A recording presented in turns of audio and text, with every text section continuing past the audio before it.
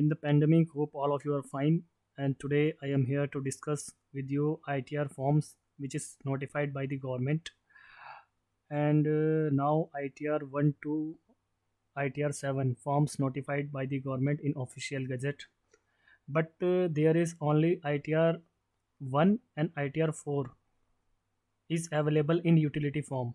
Means you can only file right now ITR 1 and ITR 4 only. But ITR 2, 3, 5, 6 and 7 utility will be pending right now and maybe available soon in the portal. Right now it is not available on the portal. Only ITR 1 and ITR 4 is only available on the portal. uh, I am here to give you some details which form is applicable for which kind of SSC.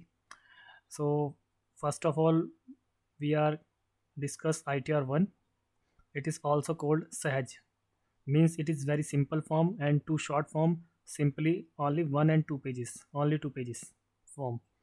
ITR 1 applicable for, आप जैसे आगे देख सकते हैं, ITR 1 is applicable for individuals being a resident other than not ordinary resident having total income up to rupees 50 lakh. Here total income means gross total income minus deductions. So total income up to 50 lakhs and having income from salaries, one house property, other source interest etc. and agriculture income up to rupees 5,000. ये एक point note करने वाले यहाँ पे point note करने वाला है कि एग्रीकल्चर इनकम ओनली 5,000 रुपीज़ तक ही होनी चाहिए. तो एक बार और इसको रिवाइज कर लेते हैं. ITR 1 इसको सहज फॉर्म है और ये एप्लीकेबल है इंडिविजुअल के लिए एप्लीकेबल है ओनली, जो कि रेजिडेंट होगा. Total income means after deduction, cross total income में से जो डिडक्शन माइनस कर देंगे उसके बाद अप टू 50 लाख तक होनी चाहिए इनकम सैलरी, हाउस प्रॉपर्टी और अदर सोर्स की होनी चाहिए. एग्रीकल्चर इनकम अप टू 5,000 तक है तो भी ये फॉर्म फाइल कर सकते हैं. This form is not applicable for individuals who is either director in a company or has invested in unlisted equity shares. Means like private limited company वगैरह में अगर इन्वेस्टमेंट है इक्विटी शेयर्स में तो वो लोग ये फॉर्म नहीं भर सकते. और in case where TDS has been deducted under section 194N और if income tax is deferred on ESOP, तो ये लोग फाइल नहीं कर सकते. जो किसी कंपनी में डायरेक्टर है इंडिविजुअल, वो ये फॉर्म नहीं फाइल कर सकता. जिसने अनलिस्टेड इक्विटी शेयर्स में इन्वेस्टमेंट की हुई है, मतलब प्राइवेट लिमिटेड कंपनीज के शेयर्स परचेज करे हुए हैं, या फिर लिमिटेड कंपनी जो कि लिस्टेड नहीं है, तो वो ये ITR फॉर्म्स फाइल नहीं कर सकते. और अगर आप उस पर्सन का, किसी इंडिविजुअल का TDS कटा हुआ है 194N में, तो वो ये ITR का फॉर्म फाइल नहीं कर सकता. और साथ में अगर ESOP से रिलेटेड कुछ डेफर्ड है तो ये फॉर्म फाइल नहीं कर सकता इंडिविजुअल. अब इस फॉर्म का फॉर्मेट देख लेंगे. आप नॉर्मल सिंपल सा फॉर्म है. पार्ट A जनरल इंफॉर्मेशन और सेकेंडली पार्ट B है gross total income detail. Income में आप देखेंगे यहाँ पे salary, pension income, house property की इनकम और इनकम फ्रॉम अदर सोर्सेज. तीन ही इनकम के हेड हैं यहाँ पे. और एग्जाम्प्ट इनकम में एक हमारे पास होगा एग्रीकल्चर इनकम का. तो बस यही छोटा सा सिंपल सा फॉर्म है ये ITR 1 का. अब आते हैं ITR 2 में. अब आप देखेंगे यहाँ पे ITR 2 is applicable for individuals HUF. HUF means Hindu undivided families not having income from PGBP, profit and gains of business and profession. तो इंडिविजुअल HUF ये ITR 2 फाइल कर सकते हैं. ITR 1 इंडिविजुअल भी फाइल कर सकते थे, ओनली इंडिविजुअल फाइल कर सकते थे, HUF वाले फाइल नहीं कर सकते. बट ITR 2 HUF भी फाइल कर सकते हैं, इंडिविजुअली फाइल कर सकते हैं. तो जो इंडिविजुअल्स यहाँ क्वालिफाई नहीं होते वो इंडिविजुअल्स यहाँ पर आ जाएंगे. जिनके ऊपर ITR, जो लोग ITR 1 फाइल नहीं कर सकते वो लोग ITR 2 फाइल कर लेंगे. और HUF भी फाइल कर सकते हैं, but subject to the condition that business income नहीं होनी चाहिए उनकी. और ये 26 पेजेस का फॉर्म है. इसमें मल्टीपल डिटेल्स हैं जो कि आप आप फॉर्म वन बाय वन आप जब फॉर्म फिल करेंगे तो वन बाय वन आप इसको अकॉर्डिंग टू इंस्ट्रक्शंस आप फिल करते चले आएंगे। और अगर कोई प्रॉब्लम होती है तो आप हमसे कांटेक्ट कर सकते हैं, आप कमेंट बॉक्स में मेंशन कर सकते हैं अगर आपको किसी से कॉलम से या किसी पॉइंट में कोई प्रॉब्लम होती है। तो ये इसका पूरा फॉर्म है 26 पेजेस का। Third one is ITR 3। ITR 3 file कर सकते हैं individuals and HUFs having income from profit and gains of business और प्रोफेशन। तो ITR 1 इंडिविजुअल फाइल करेगा only, subject to some conditions. तो जो इंडिविजुअल्स यहाँ क्वालिफाई नहीं होंगे ITR 1 में, वो लोग ITR 2 फाइल कर लेंगे इंडिविजुअल्स।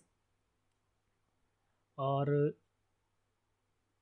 जो इंडिविजुअल्स जिन इंडिविजुअल्स या HUFs की PG बिजनेस या प्रोफेशन की इनकम होगी तो वो लोग ITR 2 भी फाइल नहीं कर सकते, ITR 1 भी फाइल नहीं कर सकते, उन लोगों को ITR 3 में स्विच करना होगा।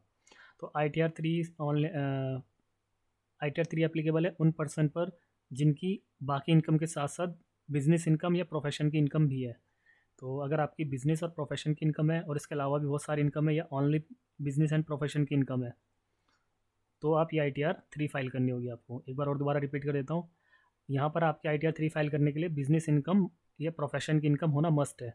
इसके अलावा और इनकम है तो भी आप ये फाइल कर सकते हैं, बट आपकी बिजनेस या प्रोफेशन की इनकम है तो ही आपको ये फॉर्म फाइल करना है। अगर बिजनेस या प्रोफेशन की इनकम नहीं है तो आप ITR 2 या ITR 1 में से as which one is applicable वो आपको फाइल करनी होगी। तो ये ITR 3 है, इसमें 45 पेजेस का फॉर्म है ये।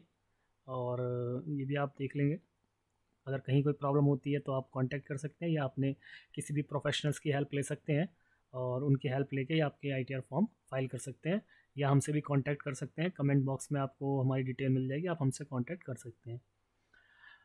और फोर्थ वन इज़ ITR 4 और इट इज़ ऑल्सो कॉल्ड सुगम form which is again a simplified form, only 5 pages.